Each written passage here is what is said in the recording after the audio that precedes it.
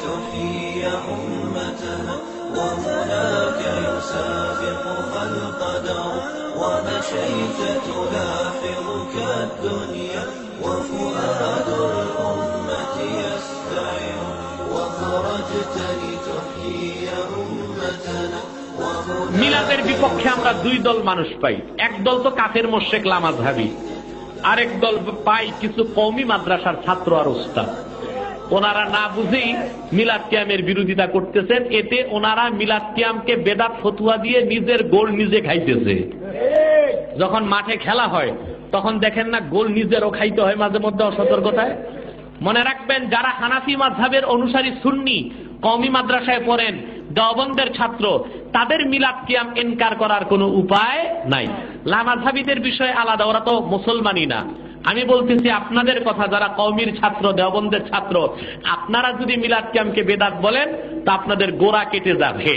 কারণ জনপুর, ফুরফুরা, শস্যিনা, সোনাকান্দা, ধামটি, আড়াইবাড়ি, ফুলতলি, বানিয়াপাড়া, সিঙ্গুলিয়া, তবলিগ জামাত, এই যে কাকরাইলের তবলিগ জামাত, উজানি, সরমনাই, দেওবন্দ, কওমি, সবার গোড়া আব্দুল হক মুহাদ্দিস দেহলভী, যাকে বলা হয় মারকাজুল আসানিদ, সকলের হাদিসের সনদের মার্কাজ।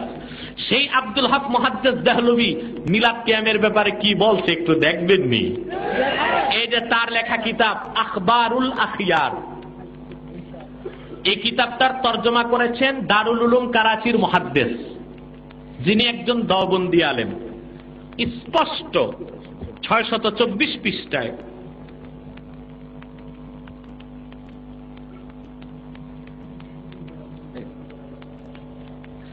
624 পৃষ্ঠায় তিনি কি বলতে দেখেন। মুনাজাত বাদারগাহে কাজিল হাজাত, আল্লাহর কাছে মুনাজাতে উনি কিতাব লেখছেন তো, তারপর মুনাজাতে বলতেছেন, আয় আল্লাহ, मेरा कोई अमल ऐसा नहीं है जिसे आपके दरबार में पेश करने के लायक समझो। আল্লাহ, আমার এমন কোন আমল নাই যেটা আপনার দরবারে উপস্থিত করার যোগ্য আমি মনে করি। আব্দুল হক মুহাদ্দিস দেহলভী রাহমাতুল্লাহি আলাইহি তার কিতাবের মধ্যে লিখেছেন যে আল্লাহ, তবে তোমার অসীম মেহেরবানিতে আমার একটা আমল বড় নিখুঁত পাইছি। সেটা হচ্ছে আল্লাহ, যখনই আমি তোমার হাবিব মুহাম্মদ সাল্লাল্লাহু আলাইহি ওয়াসাল্লামের মিলাদ পড়েছি, মিলাদে আল্লাহ তোমার হাবিব মুহাম্মদ সাল্লাল্লাহু আলাইহি ওয়াসাল্লামের মহব্বতে, মুহাম্মদ সাল্লাল্লাহু আলাইহি ওয়াসাল্লামের খেদমতে আমি সালাম পাঠাইছি দাঁড়ায়া দাঁড়ায়া, কিয়াম করছি আল্লাহ। এই আমলটা আমার পুরা খালেস নিয়ত ছিল, নিখুঁত ছিল, বলেন সুবহানাল্লাহ। তাহলে কি বোঝা যায়? আব্দুল হক মুহাদ্দিস দেহলভী রাহমাতুল্লাহি আলাইহি তিনি মিলাদও পড়ছেন, কিয়ামও করছেন, আর এই মিলাদ কিয়ামটাকে তার নাজাতের জারিয়া মনে করছেন, ঠিক কিনা বলেন? তারপর আবার নিচে লিখছেন, আয় আল্লাহ, वो कौन सा मकाम है जहां मिलाद मुबारक से ज्यादा तेरी खैर व बरकत का नुजुल होता है। আয় আল্লাহ, এমন কোন আমল আর এমন কোন জায়গা তো নাই আল্লাহ, এমন কোন অবস্থান তো নাই আল্লাহ যেখানে মিলাদ পড়ার চেয়ে বেশি বরকত নাজিল হইতে পারে।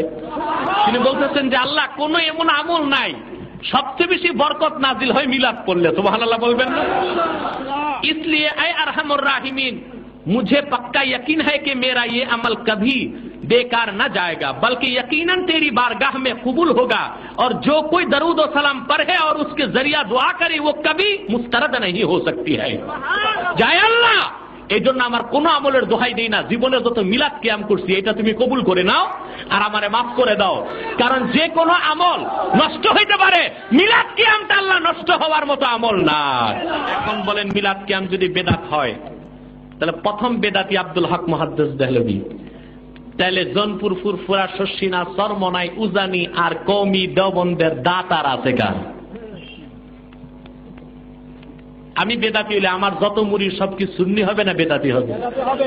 তাহলে লামাযহাবীদেরকে বাদ দেন, কিন্তু যারা কওমি, দেওবন্দি, হানাফি, তাদের পক্ষে মিলাদ কিয়ামকে ইনকার করার কোনো সুযোগ নাই। আপনি যদি আপনার কোমরের স্প্রিং যদি ঢিলা থাকে, আপনি কিয়াম না করলে আমরা কাফের মুশরিক বলি না, কিন্তু কিয়ামটা মুস্তাহাব সওয়াবের কাজ, এটারে হালাল বলতেই হবে। কথা বুঝতে পারছেন? আজকে তো একটা দলিল দেখাইলাম।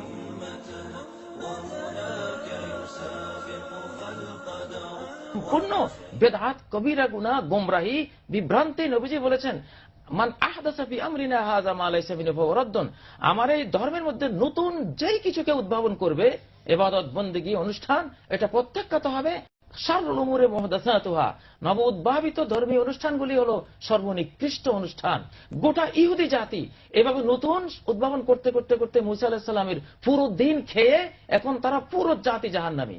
পুরো খ্রিস্টান জাতি ঈসা আলাইহিস সালামের দিনের মধ্যে নিজেদের মন গড়া, আমারও লাগে, অসুবিধা কি, আমি তো এখানে কিছু যে করছি, দুরূদ পড়ছি, কিছু ইয়া নবী সালাম আলাইকে বলছি, জিলাপি খাওয়াচ্ছি, আগরবাতি জ্বালাচ্ছি, মোমবাতি দিচ্ছি, ভালোই তো লাগে।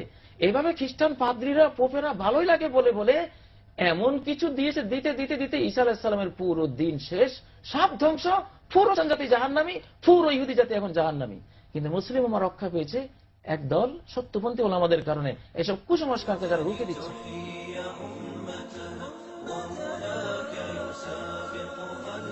আমাদের সমাজে কিছু লোক আছে জীবনে নামাজ না পড়লেও মিলাদের সময় আনলি দেখবেন পকেটের থেকে স্যাত মুসার রুমাইল খান বাইর করে 3 কোনা বাস করে মাথায় দিয়ে টুপি না থাকলে মিলাদের মাহফিলে বসে বুঝতে চায় নামাজ পড়ি না, কিছু করি না, অন্তত মিলাদটা না পড়লি মুসলমানিয়াত তো থাকে না, তো মুসলমানিয়াত দেখানোর জন্য উনি মিলাদের মাহফিলে হাজির হয়। কি কথা ঠিক কিনা?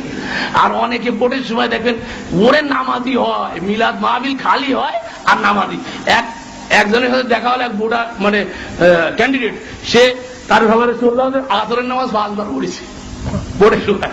এই মসজিদে আসরের নামাজের জমানিতে আমি আপনাদের দলে একটা পাক্কা নামাজ দিয়ে গেছি, কথা বুঝতে পারছেন? আর এক মসজিদে আসরের নামাজ, আর এক মসজিদে আসরের নামাজ দিয়ে না জামাত হয়, সে নিজে অংশগ্রহণ করে, মোটরসাইকেল খালি হাঁকায় আর সব জায়গায় যায়, কথা বুঝতে পারছেন? তো এই যে মিলাদ, এই মিলাদ আমি চ্যালেঞ্জ করে বলছি, আমার মাইকের আওয়াজ যে পর্যন্ত যাচ্ছে, কোন বাপের বেটা মা কা দুধ পিয়া হ্যায় और किसी का दूध नहीं पिया है, वो मेरे सामने आ जाओ, আমার সামনে আসো। যদি মায়ের বুকের দুধ পান করে সত্য সন্তান হয়ে থাকো, তুমি প্রমাণ করে দাও ইমামে আজম মিলাদ পড়েছে। ইমামে আজম 80 হিজরিতে জন্মগ্রহণ করে 150 হিজরিতে মৃত্যুবরণ করেছেন। তার ইন্তেকালের 500 বছর পরে মিলাদ আবিষ্কার হয়েছে। আল্লাহর রাসূলের ইন্তেকালের 600 বছর পরে ইরাকের আরবাল শহরে মুরাব মুজাফফর কওকারবির নেতৃত্বে সর্বপ্রথম মিলাদ আবিষ্কার করা হয়েছে। এখন যেই আমরা মিলাদের বিরুদ্ধে কই, সেই একদলকে আমরা তো হানাফি মাযহাবে, আমরা মাযহাব মানি, ওরা মাযহাব মানে মহা শয়তান, ইবলিশ শয়তান, ওর কোন হানাফি মাযহাব মানে না। ইমাম আবু হানিফা জীবনে কোনোদিন মিলাদ পড়ে নাই। আই ক্যান চ্যালেঞ্জ ইনশাআল্লাহ। আমি ইমাম আবু হানিফাকে ফলো করি, ইমাম আবু হানিফাকে আমি মানি, শ্রদ্ধা ভয়ে মানি, মাথার তাজ মনে করি। তুই যদি ইমাম আবু হানিফাকে মানিস তাহলে আয় আমার সাথে স্লোগান দে, হাতে হাত দে, ইদা সাহাল হাদিস ফাহুয়া মাযহাবি, সহিহ হাদিস পাইলে এটা আমার মাযহাব।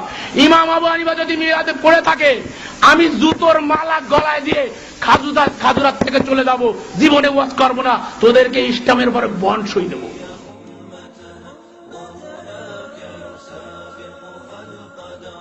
মিলাদটা রাসূলের যুগে ছিল না। মিলাদ মানে জন্ম, মৌলুদ থেকে মিলাদ। তখন এই মিলাদটা রাসূল করিম সাল্লাল্লাহু আলাইহি ওয়াসাল্লামের জন্ম বৃত্তান্ত। এই জন্ম বৃত্তান্তের যে সিস্টেম আমাদের দেশে উপমহাদেশে চালু হয়েছে, কতগুলো লোক এক জায়গায় বসে তারপরে সব দাঁড়াইয়া ইয়া নবী সালাম আলাইকা কোরআন সুরে সমস্বরে একযোগে পড়ল, এইটা রাসূলের যুগে ছিল না, এটা সাহাবায়ে কেরামের যুগে ছিল না, এটা তাবিঈনদের যুগে ছিল না, এটা তাবিঈনদের যুগে ছিল না। এখন আপনারা মনে করেন যে কোন জিনিসে খুব সওয়াব আছে এমন কোন জিনিসকে রাসূলুল্লাহ আমাদেরকে জানান নাই, সাহাবায়ে কেরাম আমাদের জানান নাই। আপনারা কি এই ধরনের বিশ্বাস করবেন? এরকম বিশ্বাস করবেন? যাতে সওয়াব আছে রাসূলুল্লাহ সব আমাদের জানাইছেন, সাহাবায়ে কেরাম আমাদের সব জানাইছেন। তো মিলাদে যদি সওয়াব থাকতো তো রাসূলুল্লাহ বললেন না কেন? সাহাবীদের চাইতে আমরা কি বেশি রাসূলুল্লাহকে ভালোবাসতে পারবো? জবাব দেন, পারবো? তো যদি এইটা রাসূলুল্লাহর ভালোবাসার কারণে হয়, তাহলে সাহাবীরা কেন মিলাদ পড়েন নাই? তারা কেন ইয়া নবী সালাম আলাইকা, ইয়া রাসূল সালাম আলাইকা একযোগে দাঁড়ায় পড়ে নাই? এই কথাগুলি বোঝেন আপনারা? রাসূলের যুগে নাই, সাহাবীদের যুগে নাই, তাবিঈনদের যুগে নাই, তাবিঈনদের যুগে নাই। রাসূলুল্লাহর ইন্তেকালের 600 বছর পর মিলাদ আবিষ্কার হয়েছে। এইরকম একটা সুস্পষ্ট বিদআত মুসলমানদের পালন করা উচিত নয়।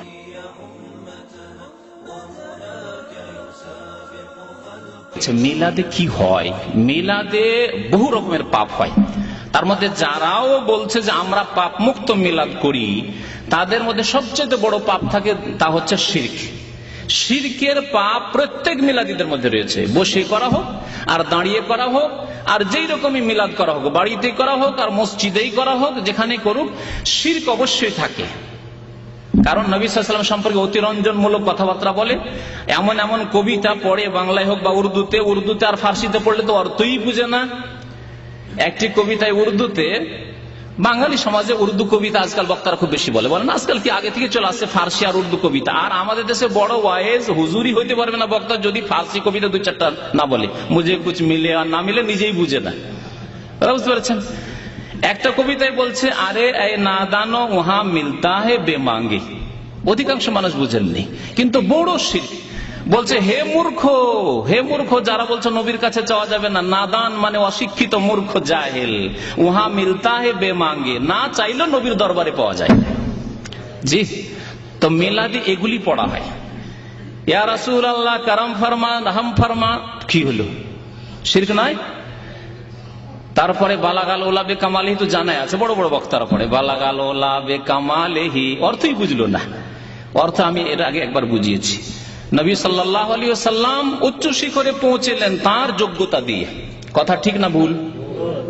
স্কুল কলেজ ইউনিভার্সিটির লোককেও যদি তর্জমা করে বুঝিয়ে দিয়ে আর জিজ্ঞাসা করি, তার সঠিক বিবেক দিয়ে উত্তর দেবেন যে এটি ঠিক নাই। কারণ আল্লাহর নবী যদি নিজের যোগ্যতা দিয়ে এত উঁচু জায়গায় পৌঁছে, তা 40 বছর পরে কেন 25-30 বছরে পৌঁছে যাবেন। আর আমাদের মতো অযোগ্য লোকগুলিকে যদি আলেম হইতে 20-25 বছর বয়সে ফারেক হওয়ার পরে আলেম হয়ে চলে এসেছি, এখন 40-এ পৌঁছিলাম এতদিনে, তো তাহলে নবী সাল্লাল্লাহু আলাইহি ওয়াসাল্লাম 40 বছর বয়সে কেন যোগ্যতায় পৌঁছিবেন? হ্যাঁ, 25 বছরে যোগ্য হয়ে যেতেন তিনি। নিজের কামাল লিহি মানে নিজের কামাল দিয়ে, নিজের যোগ্যতা দিয়ে। আল্লাহ নবী নিজের যোগ্যতা দিয়ে নবী হয়েছেন না এটি আল্লাহর মনোনয়ন বাছাই? আল্লাহ বলছেন আল্লাহ কোরআনুল কারীমের আয়াত। আল্লাহ ভালো জানেন যে কাকে রসুল বানাবেন, আল্লাহ বানিয়েছেন। সূরা দোহা তো মুখস্থ আছে অনেকের, সূরা আলাম নাশরাহ। আল্লাহ বলছেন ওয়াজাদাকা দাল্লান ফাহাদা ওয়াজাদাকা আইলান ফাআগনা। আল্লাহ করলেন, সব করলেন আল্লাহ। আর কবিতায় হুজুররা বক্তারা পড়ছে বালাগাল ওলা বে কামালেহি, নিজের যোগ্যতা দিয়ে উচ্চ শিখরে পৌঁছে গেলেন। কোথায়? আল্লাহ পৌঁছালেন তাকে। সারা জীবন ধরে আবু বকর সিদ্দিক রাদিয়াল্লাহু তাআলা যদি সিজদায় পড়ে থাকতেন, ইমাম আবু হানিফা, শাফি, মালিক, আহমদ সব সময় যদি সিজদায় পড়ে থাকতেন, তবু নবী করিম সাল্লাল্লাহু আলাইহি ওয়াসাল্লামের এতটুকু হইতেন, পায়ের এখানে পৌঁছিতেন, হাঁটু পর্যন্ত না। ই আল্লাহর বাছাই। আল্লাহ তাকে শেষ নবী করেছেন, খাতামুল আম্বিয়া করেছেন, সাইয়্যিদুল মুরসালিন করেছেন। তো বেকামালি কোথা? বলতে হবে বেফাজলিল্লাহ, বেফাজলিহি, আল্লাহর অনুগ্রহে। আল্লাহ বলছেন ওয়া কানা ফাদলুল্লাহি আলাইকা আযীমা, আল্লাহর অনুগ্রহ তোমার উপর খুব বড় রয়েছে। ঠিক না আবে সাহেবরা? ওয়া কানা ফাদলুল্লাহি আলাইকা আযীমা, আল্লাহর অনুগ্রহ আপনার উপর খুব বড় রয়েছে, তাই আপনি আল্লাহর রাসূল, শেষ রাসূল হয়েছেন। এবং সারা বিশ্বের সমস্ত মুমিন, আগের উম্মতরা এমনকি, তাদের জন্য বৃহৎ শাফাত হাসরের মাঠে একমাত্র নবী করিম সাল্লাল্লাহু আলাইহি ওয়াসাল্লাম করবেন। একমাত্র হাউজে কাউসার থেকে পানি দেবেন প্রিয় নবী মুহাম্মদুর রাসূলুল্লাহ সাল্লাল্লাহু আলাইহি ওয়াসাল্লাম। তো এগুলি কি মানুষ নিজের প্রচেষ্টা দিয়ে, ইবাদত বন্দেগী দিয়ে, রিয়াজত দিয়ে হাসিল করতে পারে? কখনো না। তাহলে এইরকম বহু কথায়, বহু শিরকি কথাবার্তা, অতিরঞ্জন বাড়াবাড়ি কথাবার্তা নবীর কাছে চায়। যেগুলি আমাদের দেশে নাত শরীফের নামে যতগুলি নাত রয়েছে, প্রায়গুলিতে শিরক আছে, অতিরঞ্জন আছে, বাড়াবাড়ি। হে নবী তুমি পয়দা না হইলে, না হইতো আরশ, না হইতো কুরসি, আসমান জমিন কিছু হইতো না। এগুলো নাত শরীফে, এগুলি ইসলাম বিরোধী কথা নয়। আরশ হইতো না, কুরসি হইতো না, আল্লাহ নবী না হইলে। কোথায় আছে? কোরআন একটি আয়াতে আছে, একটি সহিহ হাদিস আছে, সেটা বুখারী থেকে নিয়ে ইবনে মাজাহ পর্যন্ত কোন একটি হাদিস আছে? কোথা থেকে আসলে সব মন গড়া কথাবার্তা, সব অতিরঞ্জন। এগুলি হচ্ছে শিরক। সবচেয়ে বড় পাপ যা হয় মিলাদ মাহফিলে, তা হচ্ছে শিরক।